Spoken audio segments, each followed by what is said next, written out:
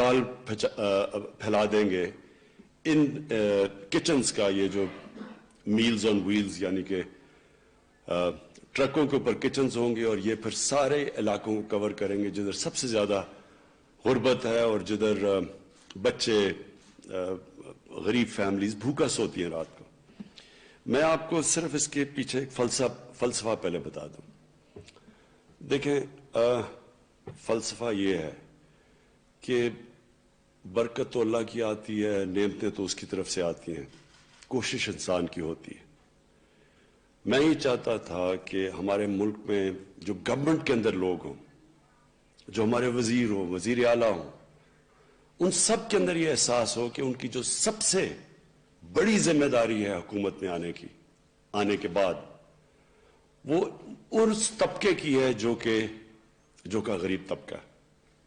اور یہی ہمارے نبی صلی اللہ علیہ وسلم نے مدینہ کی ریاست میں یہ چیز ڈالی لوگوں میں، جو سب سے بڑی چیز تھی، جو انقلاب آیا تھا۔ ایک تو انصاف کا انقلاب آیا تھا، رول آف لا کا، قانون کی بالادستی کا۔ دوسرا انقلاب یہ تھا کہ ریاست نے ذمہ داری لی تھی اپنے کمزور اور غریب طبقے کی۔ اور پھر ہماری دنیا کی تاریخ گواہ ہے اس چیز کی کہ وہی لوگ جن کی کوئی حیثیت ہی نہیں تھی، انہوں نے چند سالوں کے اندر دنیا کی امامت کی۔ کہنے کا مطلب یہ ہے کہ جو ایمان والے لوگ ہیں وہ جانتے ہیں کہ انہوں نے تو صرف نبی صلی اللہ علیہ وسلم نے ایک راستہ دکھایا۔ آپ جب نماز پڑھتے ہیں، آپ صرف ایک چیز مانگتے ہیں اللہ سے کہ اللہ مجھے ان کے راستے پہ لگا جن کو تو نے نعمتیں بخشی، اس راستے پہ۔ تو وہ جو راستہ انہوں نے دکھایا مدینہ کی ریاست کا، دنیا کی تاریخ اس چیز کی گواہ ہے کہ دنیا کی تاریخ کا سب سے بڑا سویلائزیشن، سب سے بڑی قوم وہ بن کے اٹھے۔ اور جو میری کوشش ہے کہ پاکستان میں جب ہم کہتے ہیں کہ واحد ملک بنا تھا اسلام کے نام پہ، جس کا نعرہ تھا کہ پاکستان کا مطلب کیا، لا الہ الا اللہ، وہ ملک ابھی تک اس راستے پہ کیوں نہیں چلا؟ تو حالانکہ ہمارے مشکل حالات ہیں، قرضے چڑھے ہوئے ہیں، کم پیسہ بچتا ہے عوام پہ خرچ کرنے کا، اس کے باوجود جو اللہ کا ہمیں حکم ہے کہ ہم اس راستے پہ چلیں، تو یہ راستہ قانون کی بالادستی کا راستہ ہے، اور دوسرا انسانیت کا راستہ ہے کہ ہم ذمہ داری لیں اپنے کمزور طبقے کی۔ تو انشاءاللہ یہ جو پہلا قدم اٹھایا گیا ہے، میں پختونخوا میں بھی محمود خان آپ کو مبارک دیتا ہوں، عثمان بزدار آپ کو لاہور میں آپ کو مبارک دیتا ہوں، کیونکہ اب بڑا زبردست، ابھی آپ کو خود بھی اندازہ نہیں کہ کتنا بڑا کام آپ نے شروع کیا۔ اور پھر فیصل آباد میں دیکھیں، جب ہم ایک اسٹیٹ ذمہ داری لے گی، گھروں میں کھانا پہنچائے گی، لوگ جس طرح لائنوں میں کھڑے ہو کے، وہ جو لوگ 2 وقت کی روٹی نہیں کھا سکتے، جب ان کو روٹی ملے گی تو اللہ کی برکت پاکستان پہ آئے گی، یہ میرا ایمان ہے۔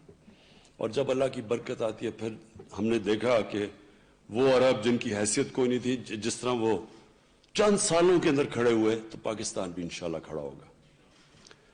میں آج سیلانی ٹرسٹ کا خاص طور پہ ان کا قوم کی طرف سے شکریہ ادا کرتا ہوں، اور ان کو خراج تحسین پیش کرتا ہوں کہ آپ بڑے خوش قسمت لوگ ہیں جو آپ کام کر رہے ہیں، کیونکہ اصل میں تو اس کا جو نعمتیں اللہ کی آپ کو سب سے زیادہ آتی ہیں۔ جو انسان جو آپ کا جو ادارہ ہے، جو یہ کام کر رہا ہے کہ لوگوں کو کھانا دینا، تو جو ہمارے ساتھ مل کے آپ یہ جو پبلک پرائیویٹ پارٹنرشپ ہے کہ گورنمنٹ اپنا رول پلے کر رہی ہے، لیکن پھر جو اس ملک میں بہت بڑی، ہمیں پتہ ہی نہیں کہ کتنا بڑا ہمارے ملک میں اثاثہ پڑا ہوا ہے، وہ لوگ جو خیرات دیتے ہیں اس ملک میں۔ دنیا میں ہمارا ملک چند ملکوں میں سے جدھر سب سے زیادہ لوگ خیرات دیتے ہیں۔ ہم بڑے خوش قسمت لوگ ہیں۔ میں نے شوکت خانہ میں یہ دیکھا کہ سب نے کہا جی ہسپتال تو بن گیا، اب چلے گا کیسے؟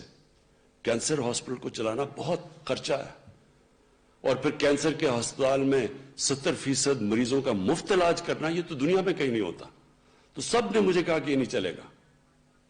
ہم نے صرف کوشش کی, ہم نے صرف جو وعدہ کیا تھا لوگوں سے وہ پورا کرنے کی کوشش کی. ہم نے کہا کہ یہ ایک ایسا اسپتال ہوگا جدھر ایک غریب مریض آئے گا کینسر کا, اور کیونکہ بڑا مہنگا علاج ہے کینسر کا, تو اگر اس کے پاس پیسے نہیں بھی ہوئے ہم اس کا مفت علاج کریں گے, کھانا بھی دیں گے, ٹھہرائیں گے بھی اس کو.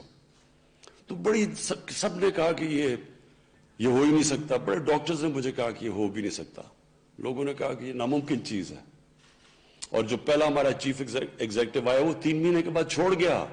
اس نے کہا 5% سے زیادہ لوگوں کا علاج آپ کینسر کا مفت نہیں کر سکتے, یہ ہاسپٹل آپ کا بند ہو جائے گا. تو آپ کے سامنے ہے کہ وہ بھی ہاسپٹل بنا, 75% زیادہ سے مریضوں کا مفت علاج بھی کیا.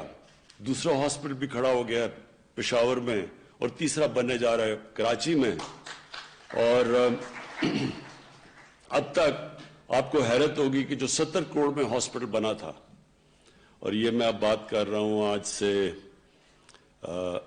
25 سال پہلے, 25 سال پہلے جو ہاسپٹل بنا تھا, 25 سال پہلے, اس نے اب تک صرف غریب مریضوں کے علاج کے اوپر 50 ارب روپیہ خرچ کیا. 50 ارب روپیہ. تو یہ کیسے ہو سکتا ہے؟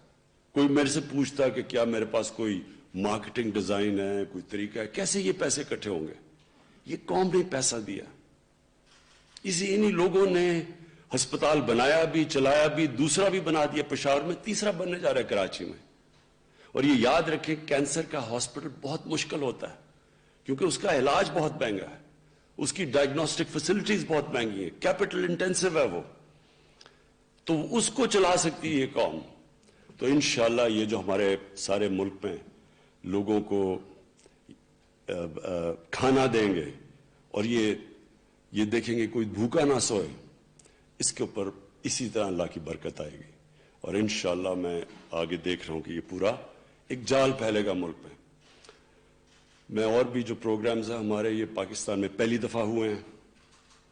پہلی دفعہ پاکستان کی تاریخ میں پناہ گاہ بنی ہے.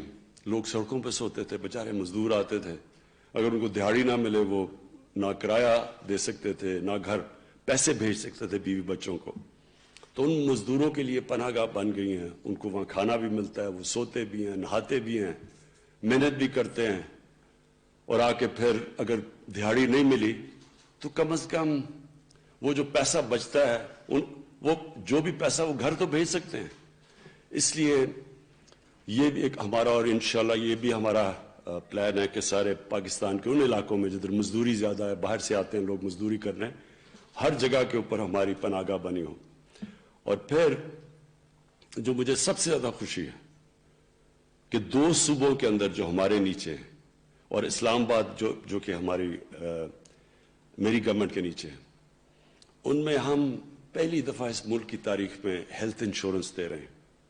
اور ہیلتھ انشورنس کا سب کو, یعنی ساری آبادی کو ہیلتھ انشورنس دینے کا, اس کو کہتے ہیں یونیورسل ہیلتھ کوریج. یہ ہمارے سے امیر ترین ملکوں کے پاس بھی یہ نہیں ہے کہ ہر شہری کے پاس ہیلتھ انشورنس ہو. ایک خاندان وہاں بیماری ہوتی ہے, پیسے ان کے پاس نہیں ہیں, تو ہر خاندان کے پاس ایک کارڈ ہو کہ 10 لاکھ روپے تک وہ کسی بھی ہسپتال میں اپنا علاج کروا سکتے ہیں. اور اس سے جو اگلا سٹیپ ہے, اور انشاءاللہ یہ اس ملک میں اب ہسپتالوں کا جال پھیلے گا, کیونکہ ابھی تک تو ہسپتال شہروں میں آتے تھے, بڑے شہروں کے اندر, کیونکہ پیسے والے لوگ تو بڑے شہروں میں تھے, تو چھوٹے شہروں میں, دیہات میں تو ہسپتال بنتے ہی نہیں تھے. اب پرائیویٹ سیکٹر جا رہا ہے وہاں, کیونکہ ہر شہری کے پاس ہیلتھ کارڈ ہوگا, وہ کہیں بھی جا کے علاج کروا سکے. اور ہاسپٹلوں میں کمپٹیشن ہوگی اب کہ ایک اگر ہاسپٹل ٹھیک علاج نہیں کر رہا تو ایک شہری کے پاس ہیلتھ کارڈ ہوگا, کسی بھی اور ہاسپٹل میں جا سکتا ہے. تو ہاسپٹلز اپنی سٹینڈرڈز اوپر کریں گے, گورنمنٹ ہاسپٹل پہ پریشر پڑ جائے گا, پرائیویٹ ہاسپٹلز میں سزا جزا کا قانون آ جائے گا, کیونکہ جب پتہ چلے گا کہ ہاسپٹل میں کوئی جا ہی نہیں رہا اور دوسرے ہاسپٹل میں جا رہا ہے, تو وہ ہاسپٹل کی مینجمنٹ پوچھے گی جی ہم کیوں آپ کو رکھیں. اس لیے یہ ایک پورا ہیلتھ سسٹم ہے, ہیلتھ کارڈ نہیں, ہیلتھ سسٹم ہے. تو مجھے اس کا بھی بڑا فخر ہے, اور دونوں کو چیف منسٹرز کو میں پھر داد دیتا ہوں, محمود خان کو بھی اور عثمان بزدار, جنہوں نے چیلنج لیا. بڑا یہ آسان نہیں ہے, اس کے لیے بڑے ایک اس وقت جب پہلے ہی پیسے کی تنگی ہے, تو ان دنوں میں پیسہ نکالا ہیلتھ کارڈ کے لیے, ہیلتھ انشورنس کے لیے. ان دونوں چیف منسٹرز کو میں آج خراج تحسین پیش کرتا ہوں. آخر میں پھر سے جو آج آغاز کیا ہم نے اور بالکل رمضان کے مبارک مہینے سے پہلے میں جتنے بھی لوگ جو دیکھ رہے ہیں پروگرام جو کہ اپنی زکوٰۃ دینا چاہتے ہیں, یہ بہترین طریقہ ہے زکوٰۃ دینے کا. آپ کے پاس پورے نمبر آ جائیں گے, ہماری ویب سائٹ آ جائے گی. آپ کسی طرح بھی اس میں شرکت کرنا چاہتے ہیں ضرور کریں, کیونکہ گورنمنٹ کے ساتھ جب عوام اور گورنمنٹ ملے گی تو انشاءاللہ یہ سارے پاکستان میں جال پھیلے گا. بہت بہت شکریہ آپ کا. پروگرام کی ورچوئل افتتاحی تقریب سے وزیر اعظم عمران خان خطاب کر رہے تھے.